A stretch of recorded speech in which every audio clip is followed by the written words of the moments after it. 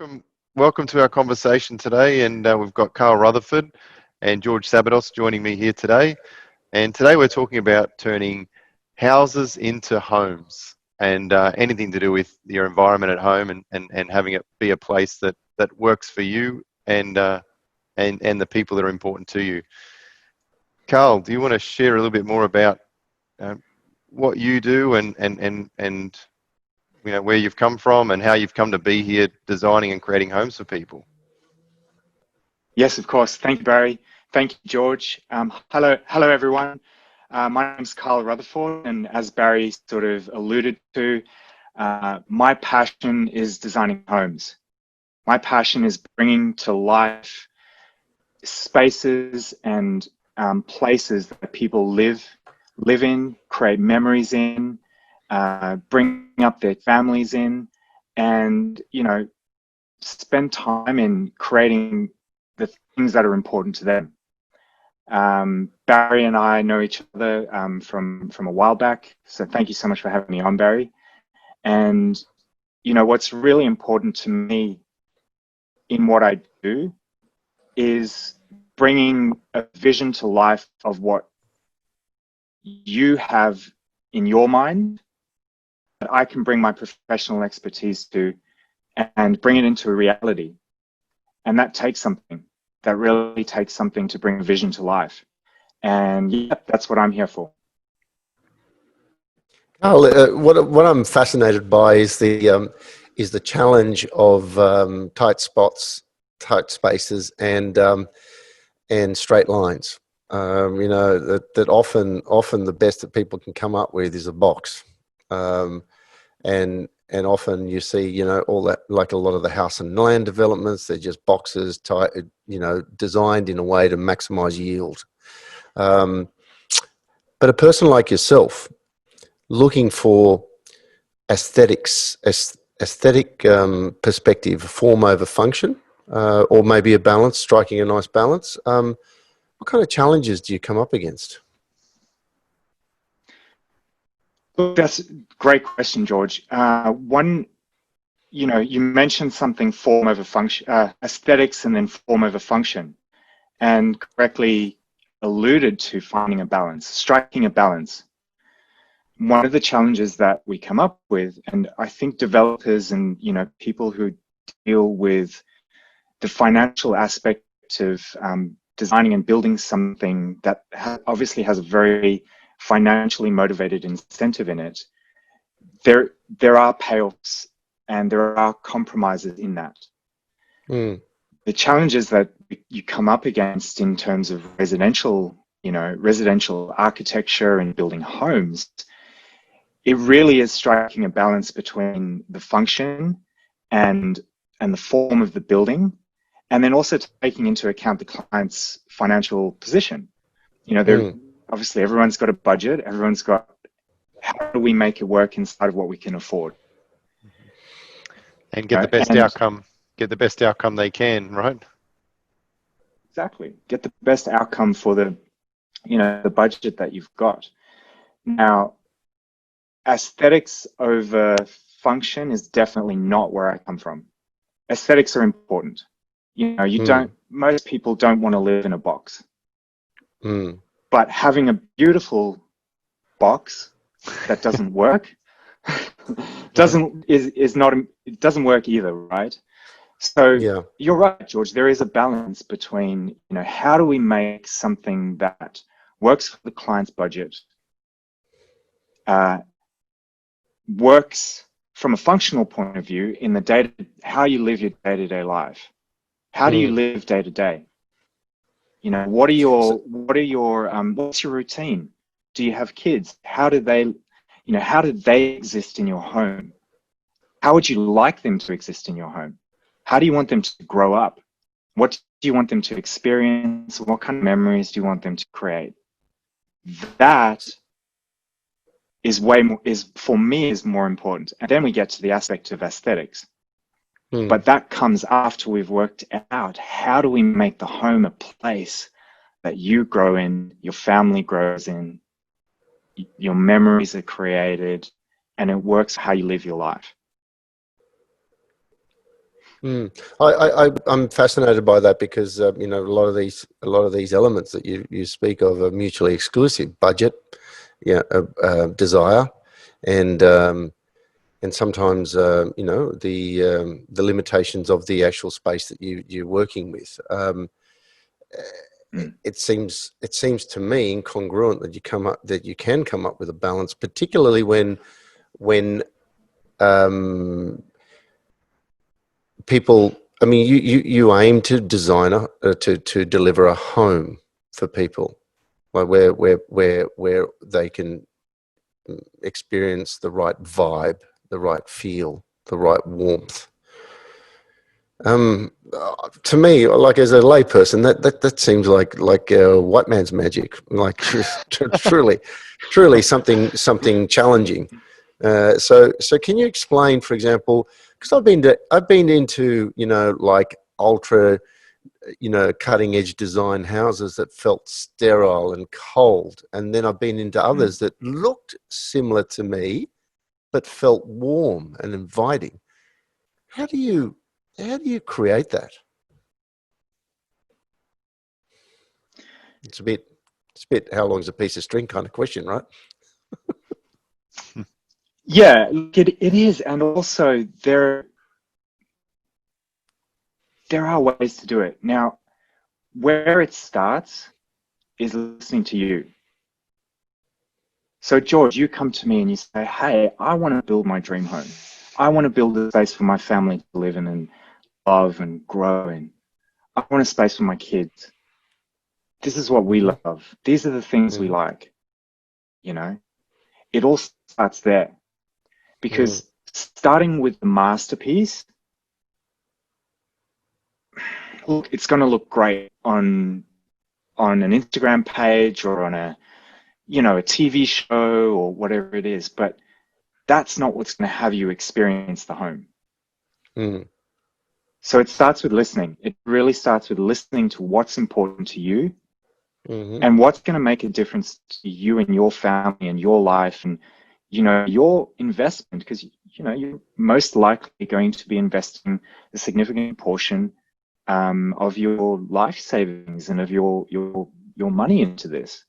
Mm-hmm. So this is not about a fancy shot or a, you know, something that promotes me. It's about something where I can come to your house once it's built, George, and see the joy on your face sitting in your dining room as you enjoy the space. And it all starts with listening. And then it post that comes bringing my expertise. Okay, what are the constraints of the site? What are the Mm-hmm. constraints of, you know, that the council has imposed, that the physical site has imposed? Yeah. Are you wanting to knock the house down and rebuild something new? Are you wanting to adjust the spaces so that they just work a little bit better? Do you want to add? What do you want to add? What do you want to take away? What do you like Mm-hmm. about what's currently there? What Mm-hmm. do you not like about what's currently there? And we get really clear on those things. And that is a foundation for informing the next part and the next part and the next part. The You know, aesthetics start to come into play as that yeah, progresses. what I hear in what you're saying there, Carl, is um, it's not so much about creating a, you know, some sort of image for what somebody else might like, but this is really about creating memories and having the sort of home and the functionality that works for you and your family, or, you know, those that are in your life, because it's really on a day by day basis that you're actually going to enjoy the home. You know, we sell a lot. We've sold a lot of property. Um, and we often find people, when they go to selling their property, they'll start to get the home into shape before they sell. And often people will say, we really like it the way it is. This is really nice. And I think to myself, wow, you've been here for 10, 15, 20 years, and you could have been enjoying it the way it is right now for all that time. Why not? Why not speak to somebody who can create a home out of a house Mm. and enjoy every single day and every time a photograph is taken with your loved ones in there, and have those memories, instead of those ones going, gee, I wish we had to put that wall in there, and gee, I wish we had have created a bit more space around that area there, and having all these regrets and things that every day you're cursing. People can actually really love the space, and resonate with it, and that's how they go off into life and experience life, starting from home, right? Correct. You know, there's an old saying that breakfast is the most important meal of the day, right? Like the expression of how you start your day, how you set your day up is how your day goes, right? What's the oh, you got out the right side or the wrong side of the bed, those kind of things. It's a little bit like that, I think, is what you were touching on there, Barry, is, you know, your home is what you know, you spend a lot of time in your home. And that, you know, can really inform how your day goes, how your life is lived. Mm. And if you're living in a, I mean, I don't know about you, but, you know, when I was a young, poor student and, you know, didn't have much money and living in tiny little apartments, and it's not exactly a great experience, you know? And there is something to be said about actually living in a space that enhances your life and has it work in such a way that life becomes joyful out of being in that space and not having to worry about that wall that's in the wrong place or the whatever it might be, right? Mm. But Yeah. it's almost natural to your expression of how you live. Yeah, Carl.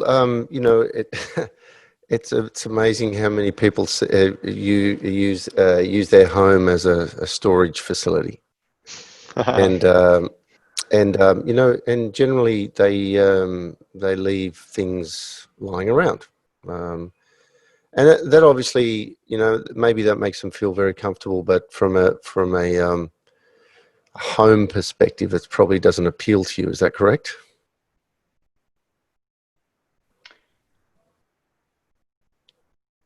Look, to be a little bit PC here, everyone lives differently, right? Of So course. some people do like the minimalist, clean, nothing on show, you know, everything put away in cupboards, everything away, everything got its place, etc. That doesn't necessarily make it a beautiful home.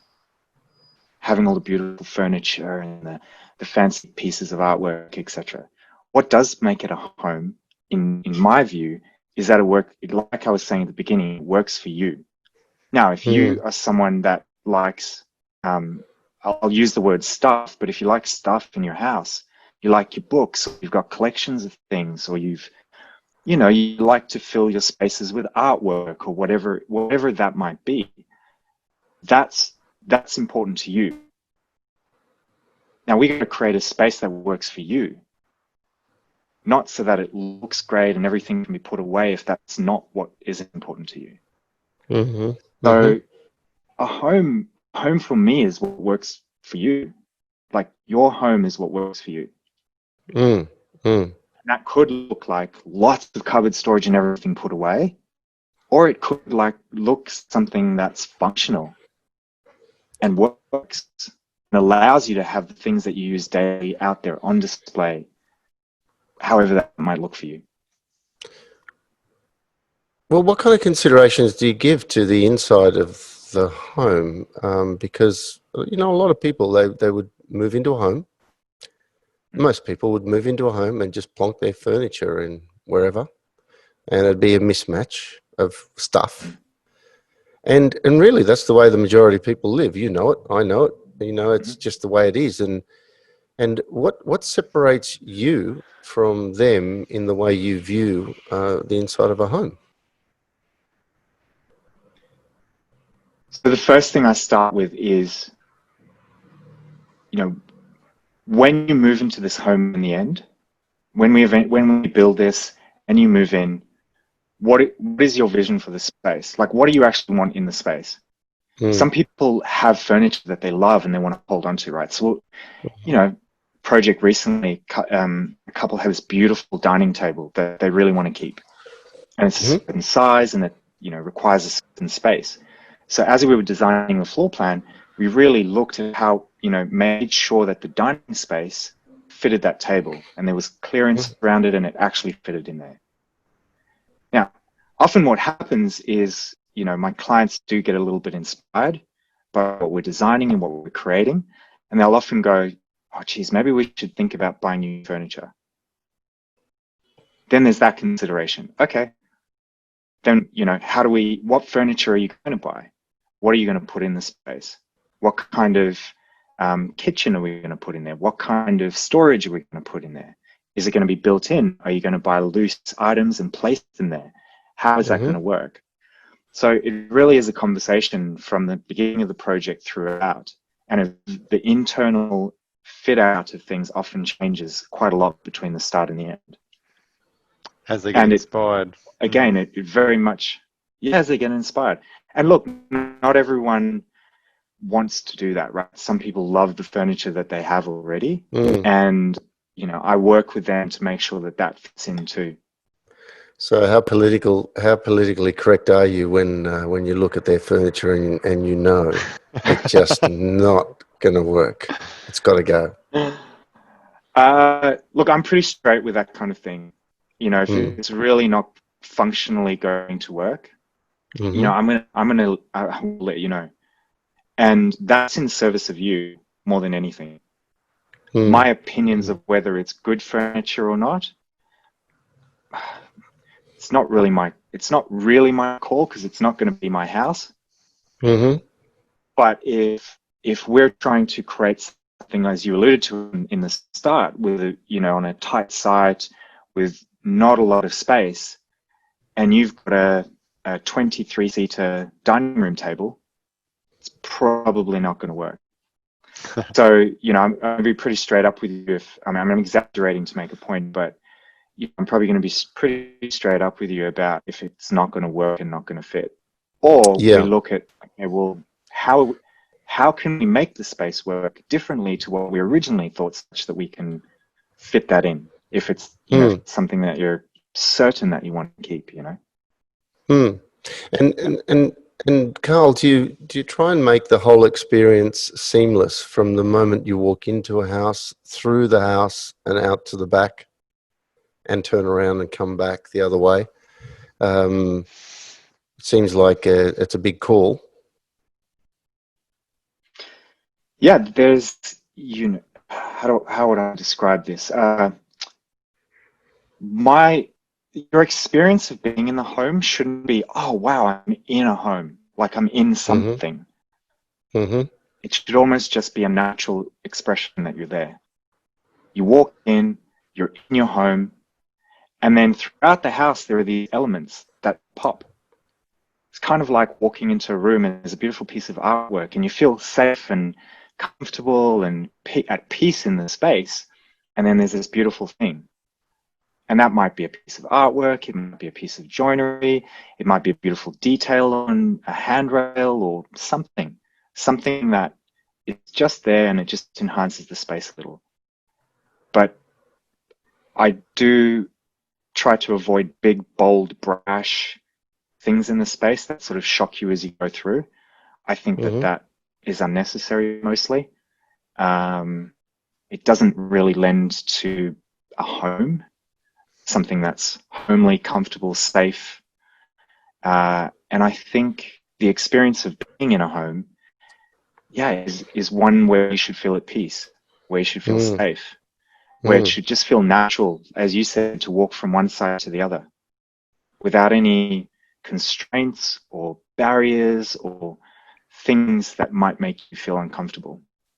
So why would somebody go and speak to someone like yourself, who's more focused in the realm of architecture and design, as opposed to, say, just a draftsman who can put together lines on paper and map out the rooms and everything else? What's going to be the big difference from them? I know from a real estate perspective, the big difference financially, what I've seen is can be significant from those people that might pay a bit extra to have the sort of skills that you provide, Carl, as opposed to a typical draftsman. But what else? What do you see as the other benefits there for those thinking about designing their home or recreating their apartment or whatever it is? Yeah, great, Barry. So as you alluded to, there's quite often financial incentive to do that, right? You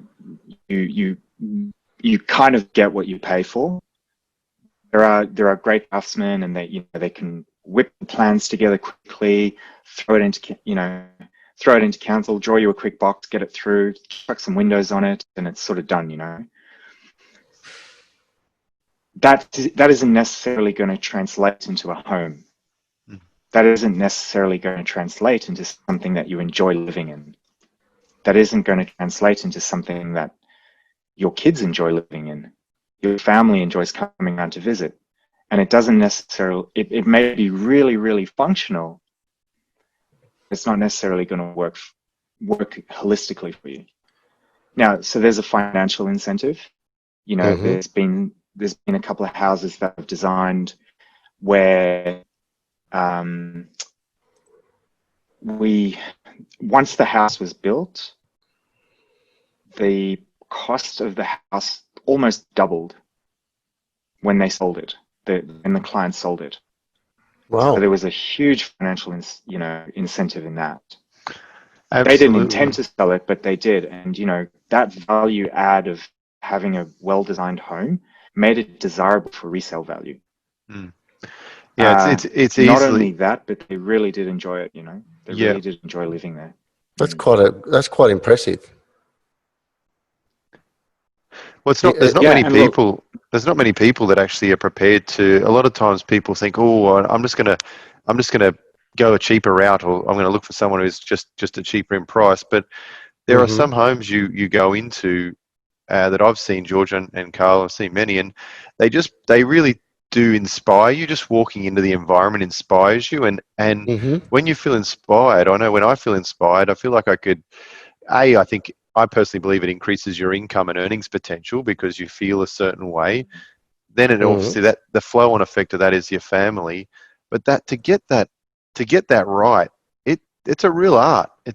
I know I tend to think, oh, this is easy. I'll look at a few magazines and we'll just make this all happen and go and see a draftsman to do this and do that. But it's not that way because, of the, hundreds and hundreds of homes that we've sold, there's only a very, very small number that where you really have your breath taken away and you just think, wow, I can see the love and the thought and the attention to detail and the functionality that's gone into this place, and it takes something.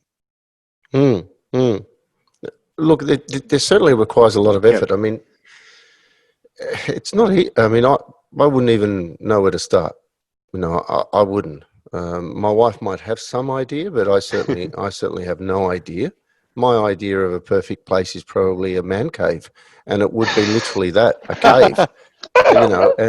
And I suppose, Carl, you'd even make a cave look bloody good, right? Bloody spectacular. So when the time comes, I will hire you, but I'll be insisting on two homes, one for me, one for the rest of the family. I certainly have a different. Do you get that sort of request? How do you make that work, Carl? When people are like, maybe the wife has one set of ideas, the husband has another, or one partner has one idea and the other partner has another idea. How do you bring that together as well to create an environment that works for everybody? Because I imagine that's a skill in itself. Yeah. Look, again, it comes back to listening. It really does. And it comes back to, what are you committed to? Like, what are you actually committed to in doing this? But can you get, George, can you if get, you're sorry to interrupt, but can you get congruency? Can you get congruency from two individuals that have disparate views on what constitutes a home? So often a husband and a wife will come, or a husband and a husband, or a wife and a wife will come to me and they'll say, look, we want to do this. That in itself is an alignment of values already. Now, along the way, there are going to be, things that one person wants and the other person may not necessarily think is that important. So how do we fit it all in? Well, it comes down to a few things. Budget. Secondly, can we fit everything in? physically, like in the physical constraints of the site, can we fit that in? Thirdly, you know, what's the most important thing to you both?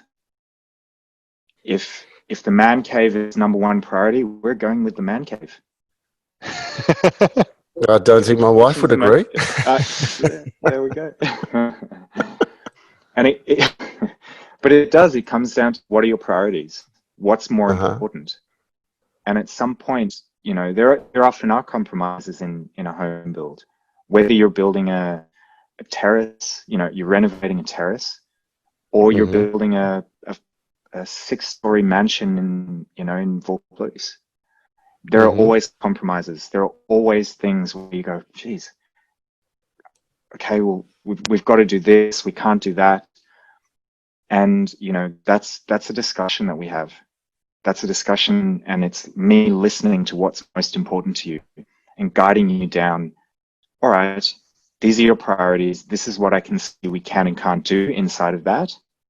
And these are the things that we may be able to fit in, but we may have to compromise on a couple of things. So it's communication, it's listening, it's making sure that, you know, I'm hearing what your priorities are. So it sounds like it's not just a matter of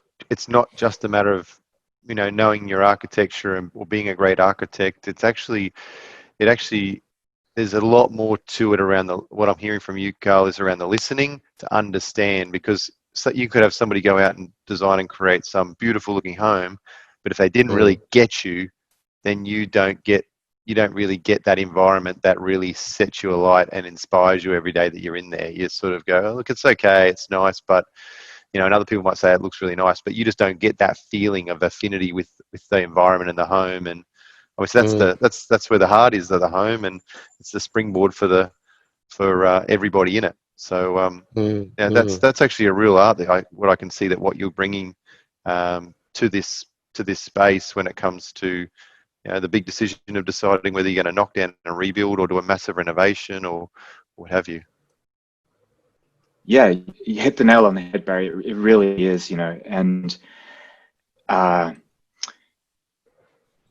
yeah, how do we bring that to life? Like, how do we bring, you know, what you can see is the potential in your property to life, what I can see as possible, and bring those two things together? And it's an art. It takes a set of skills that, you know, get developed over a long time. And it's not just, you know, it's not just going to university and having a degree and doing all that. It really is something that's experienced, and it's in conversation, and it's in listening, and it's in all of those things that you get taught through experience and through life and through understanding people. Yeah, great. And what's the sort of ideal sort of client for you, Carl? Who do you think is a really good fit for what you offer? I mean, because it's just as important, I guess, for customers that connect with you and as you for them. So who would be the best sort of person for you to be dealing with? Yeah, great. So look, my ideal customers are people who are committed to creating something special.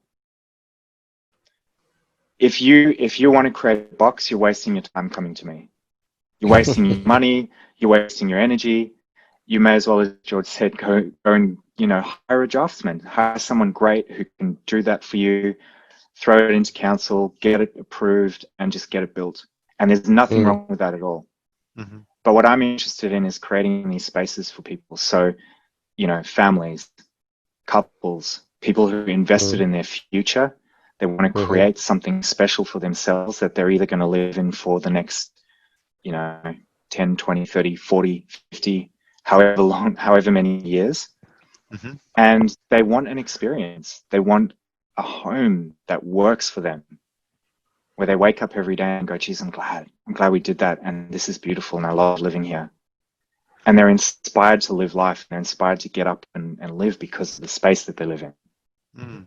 And, you know, not everyone wants to live in the house. So, you know, people who are interested in adding value to their house, turning it into a home, something that has you know, a If it's for resale value, something that has an emotional attachment to, you know, an experience, something that can be experienced, it's tangible, and it speaks to people. It speaks to, you know, whoever may want to buy it or purchase it for their family, for their environment and the way that they live. I guess it's a really good idea for anybody who's thinking about, one of the things that what just came to me then when you've been speaking about these things, Carl, is that anybody who's thinking about selling a property, if they're going to sell it in the next, you know, 1, 3, 5 years time, this could be a great opportunity to have a conversation with someone like you and get some ideas around what they could do with their space, to really not only capitalize on it for however long they're going to be there for, but also get the most out of their investment, because it is an investment as well, potentially. And the time to do that's well and truly before they're actually, you know, it's obviously not going to be something you want to look at when you go, I'm going to do something in 3 months' time. But what's the minimum time somebody really needs to be able to be in touch with you before, if they were going to say, look at selling the property, taking in mind they've got to design it, create it, build it, you know, and what have you? Can you give some ideas around time frame? Yeah, definitely. Look, it's, again, how long's a piece of string, depending on what you want to do, etc. But to give you an idea, you know, now in the current environment that we're in, it's a perfect time to be starting the process. The government has incentivized the construction industry. The councils are incentivized to actually have applications processed, passed through quickly. They want to get the economy moving. Builders are, you know, it's competitive at the moment, so the pricing on tenders is coming back really, really good. Wow. There's consultants want the work, you know, engineers, designers, they want the work, so people are incentivized.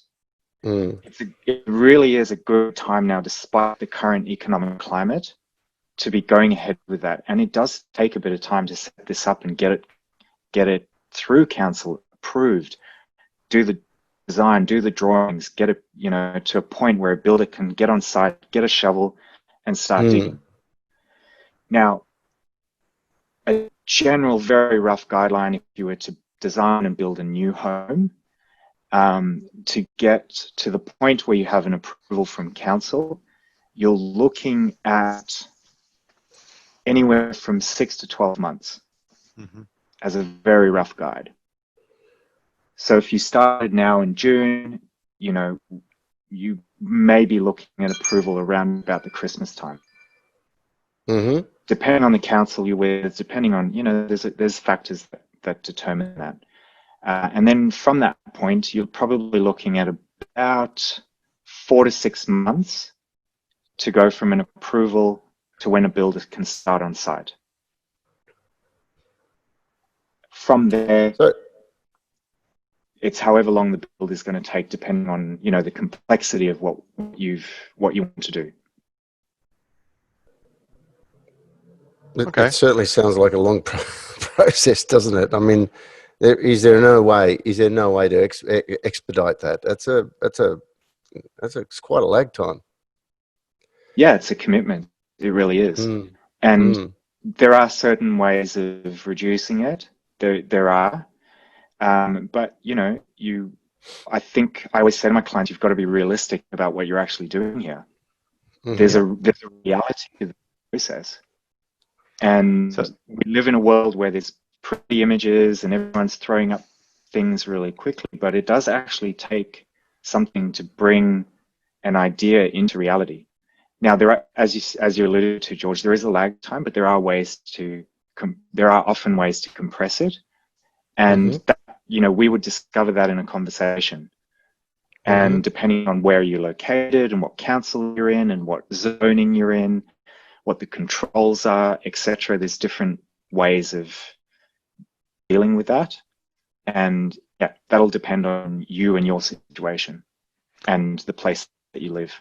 Which areas are best for you, Carl? From I guess is it good for you to be able to go and visit the site and that sort of thing to really get a good sense of it? And so in that context, what sort of areas do you cover? I know we're in Sydney here, but is it just really Metro Sydney, or where where should people be if they want to reach out to you and be in touch with you?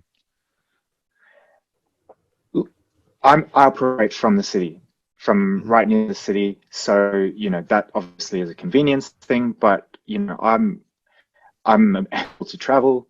I'm happy to do that. The most of the work that I've done up until now has been in and around the metro area, the metro Sydney area, but I am getting inquiries from people in the northern beaches, people down south nearer to like Kangaroo Valley.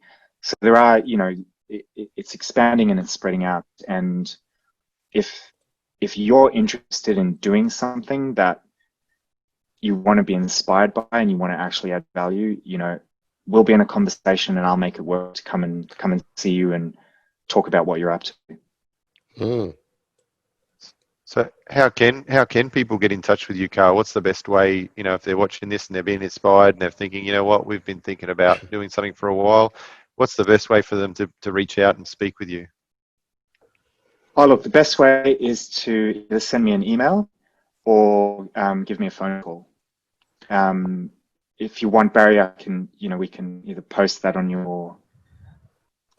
With the in your podcast? description or on the podcast, and people can contact me through there. Okay. Do you want to say it as well so that they can, if they're watching, they can just write it down also?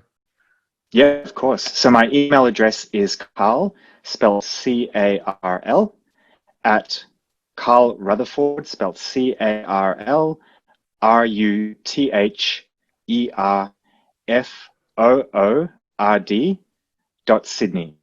That's my email address. And my Great. mobile number is 0414 480 427. Terrific. That's great, Wonderful. Carl. Thanks so much for taking the time to be with us today and to share some really good insights. And I think, I really got a good insight into how important it is to have the right person with you who's prepared to listen and not just want to push whatever it is that they want to create onto you, but really get your world and create your dream and have an environment that inspires you and the family and your, whether that be your work and every other part of your life, every single day that you're inside this home. And obviously from a real estate perspective, if you ever come to time to sell it, you obviously get a premium price, and we see that time and time again. Homes that really work, it doesn't make sense sometimes. They're the ones that really pop and have a wonderful financial outcome at the end also. So it's a win on all levels, and it's a great investment. So thanks again for joining us, and thanks, George, and Thanks, good to chat with you guys. Thank you. Carl. Take care, you, mate. Barry. Thank you you, very George. much for your time. Yeah.